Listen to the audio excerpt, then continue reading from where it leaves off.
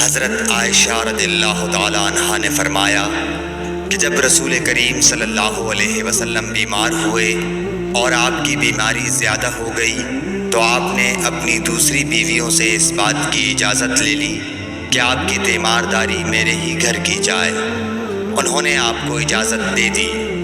ایک روز رسول کریم صلی اللہ علیہ وسلم دو آدمیوں کے درمیان سہارا لے کر گھر سے نکلے۔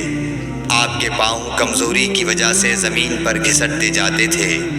حضرت عباس رضی اللہ تعالیٰ عنہ اور ایک آدمی کے درمیان آپ باہر نکلے تھے۔ عبید اللہ راوی حدیث کہتے ہیں کہ میں نے یہ حدیث عبداللہ بن عباس رضی اللہ تعالیٰ عنہ کو سنائی تو وہ بولے، تم جانتے ہو دوسرا آدمی کون تھا؟ میں نے عرض کیا کہ نہیں۔ کہنے لگے وہ علی رضی اللہ تعالیٰ عنہ تھے۔ پھر حضرت عائشہ رضی اللہ تعالیٰ عنہا فرماتی تھیں کہ جب نبی کریم صلی اللہ علیہ وسلم اپنے گھر میں داخل ہوئے اور آپ کا مرض بڑھ گیا تو آپ نے فرمایا میرے اوپر ایسی 7 مشکوں کا پانی ڈالو جن کے سربند نہ کھولے گئے ہوں تاکہ میں سکون کے بعد لوگوں کو کچھ وصیت کروں۔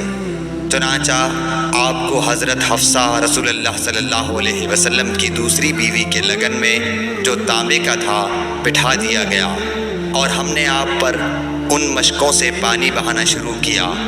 جب آپ ہم کو اشارہ فرمانے لگے کہ بس اب تم نے اپنا کام پورا کر دیا تو اس کے بعد آپ لوگوں کے پاس باہر تشریف لے گئے۔ صحیح بخاری حدیث نمبر 198۔